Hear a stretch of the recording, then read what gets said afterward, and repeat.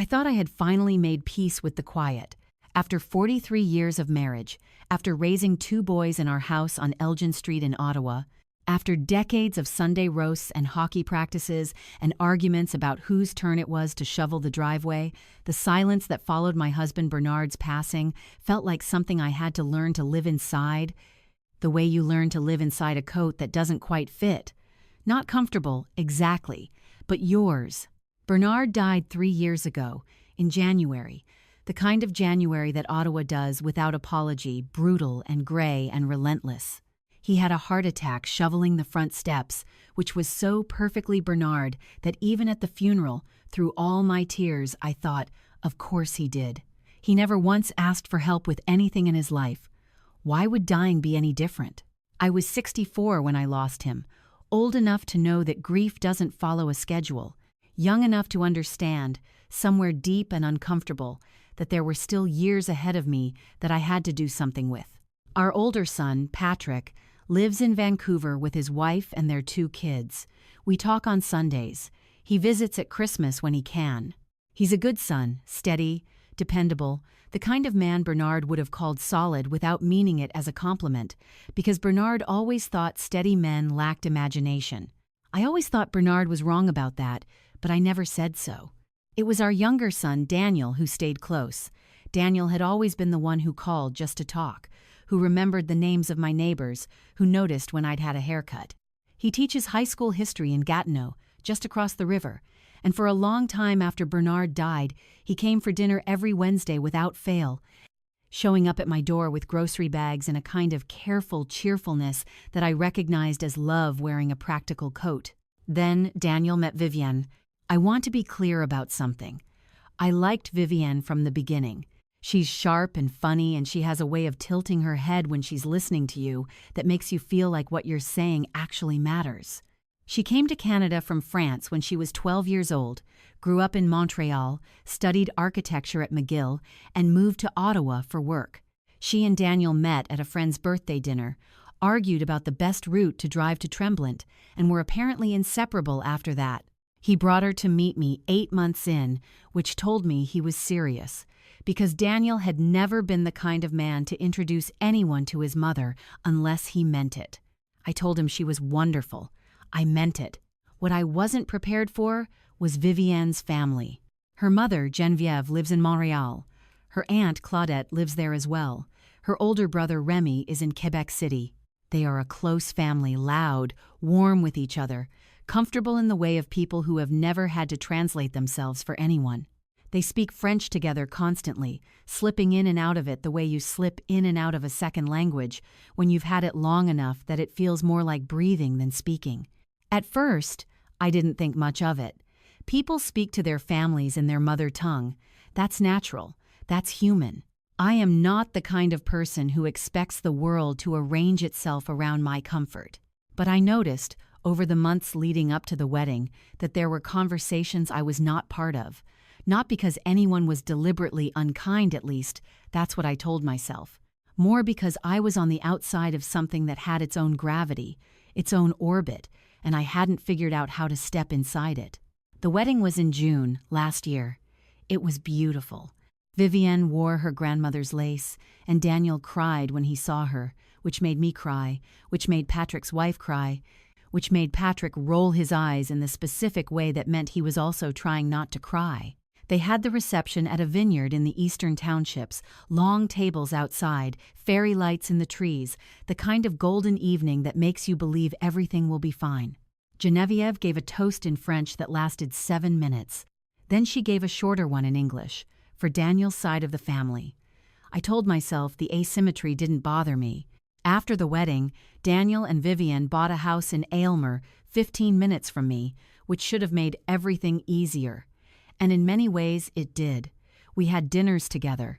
I helped them pick out tile for the kitchen. Vivien and I found a rhythm: Saturday morning, farmers markets, the occasional movie. Things were good, but Geneviève visited often. And when Geneviève was there, I became, without anyone seeming to notice, slightly less present. Not excluded, exactly, just peripheral. The way a piece of furniture can be in a room without being part of what's happening in it. I started declining some of the invitations. Told myself I was giving them space. Told myself I was being mature about it. What I was actually doing, I think, was protecting myself from a feeling I hadn't quite named yet. What I haven't told you, what almost no one knows, is that I speak French. Not tourist French. Not ordering a coffee French. I mean, I am genuinely, functionally fluent in French, the kind of fluency that took years to build and has never entirely left me, the way anything you love deeply enough tends to stay. I grew up in New Brunswick, in Moncton, which is a bilingual city in a way that isn't optional, it's just the texture of the place. My mother was Anglophone, my father was Francophone, and my father's family spoke French at home and expected the children to keep up. I was the youngest of 4, and the only one who took to it completely, who loved the language the way some people love music, not just as a tool, but as a way of thinking, a different key to play yourself in. I studied French literature at UNB. I wrote my thesis on Gabrielle Roy. I spent a summer in Paris at 22, living in a tiny apartment in the 11th arrondissement with 2 roommates from Lyon, and I came back with an accent that my Moncton cousins teased me about for years. Then I met Bernard, who was from Kingston, and spoke approximately 40 words of French, none of them useful. We moved to Ottawa. Life got full. The French didn't disappear, it went quiet, the way things do when you stop needing them daily. I read in French when I could. I watched films. I kept it alive in the private way of someone maintaining a garden that no one else can see. I never mentioned it to Geneviève, not because I was hiding it. It simply never came up, and then enough time passed that bringing it up felt strange, and then somehow it became a thing I simply hadn't shared. I understand now that this was, in retrospect, very useful. The phone call came on a Thursday afternoon in October. It was Geneviève, which surprised me. She usually communicated through Vivien. Logistics passed along like items down a chain. But she called me directly, warm and almost effusive, in a way that made me pay attention, because warmth that arrives suddenly usually wants something. She was organizing, she said, a dinner for some clients of hers. Geneviève runs an interior design firm, very successful, beautiful portfolio, the kind of work that gets photographed for magazines. She had landed a significant contract with a development group from Lyon, and the principals were coming to Montreal for a long weekend of meetings and dinners and the particular kind of hospitality that closes deals. She wanted me to come to the Saturday dinner. It would mean so much, she said, in her lightly accented English. You are Daniel's mother, family. It gives the evening warmth, you understand? These men, they appreciate that. They are traditional. A family dinner feels more genuine. I turned the phone over in my hand and looked out my kitchen window at the backyard where Bernard's old apple tree still stood, still producing more apples than I knew what to do with every September. What time should I be there? I said. I want to say I went with full awareness of what I was walking into, but honestly, at that point, I was still choosing to believe the most generous version of the story. Maybe she genuinely wanted me there. Maybe I mattered to this picture she was painting, and not just as a prop in it. I drove to Montreal on the Saturday, which took about 2 hours. I wore a burgundy wrap dress I'd bought at a boutique on Spark Street the previous spring and never had occasion to wear. I felt, if not exactly confident, then at least prepared. The dinner was at Geneviève's home in Outremont, a beautiful neighborhood, tree-lined, the houses the kind of old Montreal stone that makes everything look like it has always been there and always will be. Her home was impeccable, obviously, because of course it was. She'd done the interiors herself, all warm neutrals and deliberate texture and lighting that made everyone look like they were being photographed for something aspirational. Claudette was there, and Rémi had come down from Quebec City with his wife Isabelle. And then there were the clients, 2 men from Lyon, Thierry and François, with their wives, Marguerite and Delphine. They arrived with bottles of wine and the particular relaxed confidence of people accustomed to being well received. Introductions were made, I shook hands, I smiled. I was given a glass of Bordeaux and guided gently to a seat at the far end of the living room, slightly apart from where Geneviève was holding court with the clients. The French began immediately. Not aggressively, not rudely, just naturally, which was somehow worse, because natural exclusion is the kind that leaves no fingerprints. Geneviève was charming and funny and clearly very good at her job, and the clients were relaxed and laughing, and I sat with my wine and my burgundy dress and my smile and said nothing, because no one was saying anything to me that required a response. After about 20 minutes, Claudette came and sat beside me. She is a small woman, sharp-featured, with the kind of quick eyes that are always calculating something. She asked me, in careful English, how the drive had been. I said it was fine. She asked if I found the traffic difficult. I said no. She patted my hand and said I must be so proud of Daniel. Then she turned back to the room and slipped into French, and I was alone again in the middle of a group of people. Dinner was served. I was seated between Remy and one of the client's wives, Marguerite, who spoke no English and looked as uncertain about the seating arrangement as I felt. We managed a few pleasantries in the international language of gesturing at food and nodding appreciatively. She had kind eyes. Under different circumstances, I think we might have gotten along. The conversation around the table was almost entirely in French. Geneviève translated the occasional remark for my benefit, a sentence here, a summary there, in the way you might subtitle a film but leave out the parts you've decided aren't relevant. I ate my duck confit and watched and listened. It was during the second course that I heard it. Geneviève and Claudette were talking at the other end of the table, their voices low and easy the way voices get when you're certain no one around you can understand what you're saying. I had to concentrate to catch it over the other conversations, but I've spent 50 years keeping a language alive inside me, and old habits have good ears. Claudette said, leaning slightly toward her sister, "She's pleasant enough, but you can see she doesn't quite belong here. It's a bit sad, actually."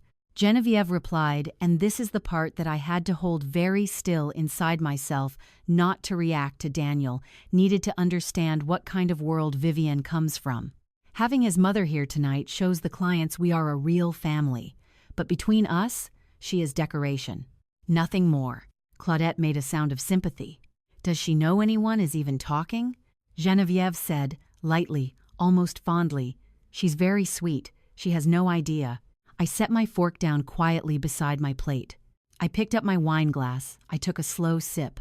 I looked across the table at Thierry from Lyon, who was saying something to his wife about the sauce, and I thought about my father, who grew up speaking French in a province that tried for decades to make him feel like it was a liability. I thought about my summer in Paris, 22 years old, buying bread at 7 in the morning in a language that wasn't supposed to be mine. I thought about Bernard, who used to say that the most dangerous people in any room are the ones being underestimated. I thought, all right then. There was a pause in the table's conversation, one of those natural lulls that happen when everyone has been talking for a while and the food is good and the wine is working. Thierry looked up and seemed to notice me properly for the first time, perhaps feeling the social obligation of including the quiet woman at the table. He said in French to no one in particular, "It's a beautiful city, Montreal, though I always struggle with the cold. Do all Canadians just accept it like it's normal?" He was smiling. It was a friendly question thrown to the room. Before anyone else could answer, I said in French, clearly, without any particular drama, I think you get used to anything that's been part of you long enough. Though I'll admit, when I lived in Moncton, February did feel a bit personal. The table went still. Not the kind of still that happens when someone says something wrong, the kind that happens when something unexpected lands and everyone needs a moment to process it. Thierry looked at me with an expression of genuine delight. "You speak French?" "I grew up with it," I said, in French. My father's family was Acadian. I studied French literature at university. I've always found it the better language for certain kinds of conversation. "Which kinds?" said Francois, leaning forward now, suddenly interested. "The kinds," I said, "where it matters what's actually being said." I didn't look at Geneviève when I said it. I didn't need to. I could feel the weight of her attention like a change in temperature. Thierry launched into a delighted interrogation where, had I spent time in France, what did I think of Roy compared to Duras? And I answered him easily, the French coming back fully and fluently the way it always did, the way anything you've truly loved will come back to you when you give it room. His wife, Marguerite, beside me, turned to me with sudden bright interest, and we fell into a conversation about her grandmother's village in the Ardèche, and she laughed, a real laugh, when I told her about my Paris summer and the roommates from Lyon who had spent 3 weeks trying to fix my New Brunswick vowels. From the corner of my eye, I watched Geneviève sit very straight in her chair. The dinner continued. I was no longer at the edge of it. I was, it turned out, quite good company, and the clients seemed genuinely pleased, not because Geneviève had arranged me there for their benefit, but because we were actually talking, actually connecting, actually having the kind of conversation that crosses the specific border of language and lands somewhere more honest. After dessert, as people were moving toward the living room with their coffee, Geneviève found me near the window. She said in a low voice in English, "Why didn't you tell me you spoke French?" I looked at her for a moment. She looked, I will say, not angry but frightened, the specific fear of someone wondering how long they've been misread. "You never asked," I said. And honestly, Geneviève, I don't know that it would have changed anything. Tonight was lovely. I said goodnight to everyone. I hugged Vivien, who had been quieter than usual since the midpoint of dinner and who held on a beat longer than necessary. I shook hands with Thierry and Marguerite, who asked for my email address because Marguerite wanted to send me the name of a bookshop in Lyon I'd mentioned. I drove home to Ottawa in the dark, the highway empty and familiar, the radio playing something I didn't pay attention to because I was too busy feeling something I hadn't felt in a long time. Not triumph, exactly. Not vindication. More like myself.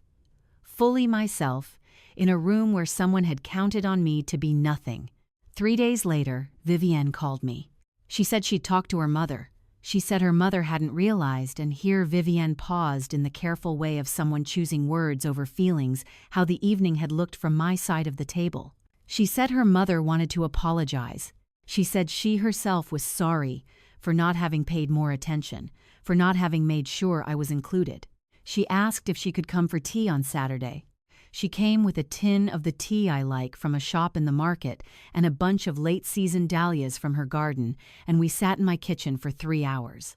We talked about Bernard, which surprised me. She asked questions I hadn't expected, real ones, and listened to the answers the way she listens to everything, with her head tilted slightly and her full attention on you. At some point, she said, "I didn't know about the French. Daniel didn't either, I think. He said you never mentioned it." "It wasn't a secret," I said. "It was just mine." She thought about that. "That makes sense," she said. "I have things like that too." Geneviève called the following week. It was a harder conversation for her, I think, more than for me, because she is a woman who is very good at controlling the terms of things, and this required her to step outside that. She was not naturally apologetic. You could hear the effort in it, the way you can hear effort in someone lifting something heavy. But she did it.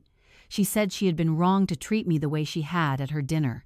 She said she had made assumptions about who I was and what I brought to a room, and those assumptions had been unkind. She said she hoped I would give her the chance to know me better. I told her I would. I meant it. I don't want to wrap this up too neatly, because life isn't neat, and this isn't the kind of story that ends with everyone transformed. Geneviève and I are not close friends. We may never be. But something shifted, a small recalibration, the way a door that has always swung one way can be rehung on different hinges. Last month, Vivien and Daniel hosted Christmas dinner at their house in Aylmer. Patrick came from Vancouver with his family, which meant the house was full in a way that felt, for the first time in a long time, genuinely full rather than just occupied. Geneviève was there. Claudette was there. At some point in the evening, Geneviève and I ended up side by side at the kitchen counter, opening wine and watching the controlled chaos of grandchildren and adults who had eaten too much. She said something funny, in French, about the way Rémi always fell asleep after dinner no matter where he was, and I laughed and answered in French, and she looked at me with an expression I hadn't seen on her face before. Something like respect. The real kind, not the performed kind. "You're not what I thought you were," she said. "No," I said. "I know. I have thought a great deal since all of this happened about what it means to be underestimated. Not as a wound, I am old enough to be past carrying wounds as identities, but as a fact about how the world sometimes arranges itself and what you can do about it. The truth is that Genevieve's mistake was a common one. She looked at me and saw a category: older woman, Anglophone, quiet at dinner, not particularly central to the world she had built around herself. She organized that observation into a story, and the story told her I was safe to dismiss. It didn't occur to her that the quiet woman at her table had spent 50 years inside a language she had decided was not mine. We do this to people. We all do it. We look at the surface of someone and decide we've understood the depth. What I want to say, what I hope is useful, if you're somewhere in a room tonight where someone has decided you're less than you are, is this: you don't have to announce yourself. You don't have to prove anything in the moment it would feel best to prove it. Your value doesn't depend on whether the people around you are paying enough attention to see it. But you can wait. You can hold what you know quietly inside you, the way I held that French for 50 years in the back of my life, and when the right moment comes, not to wound anyone, but to simply be fully present in your own story, you can let it out. Bernard used to say, the most interesting people in any room are the ones no one has bothered to ask about yet. I think he was right. I think he usually was, about the things that mattered. I am 67 years old, and I have lived in this country my whole life, and I have raised 2 sons and buried a husband and kept a language alive inside me through all of it, and I sat at a table in Outremont on a Saturday in October in my burgundy dress, and I was underestimated by someone who should have known better. And then I spoke, and the room changed. That's all any of us can do, really. Wait for the right moment, then speak clearly and without apology, in whatever language is most fully yours. That's enough. That has always been enough.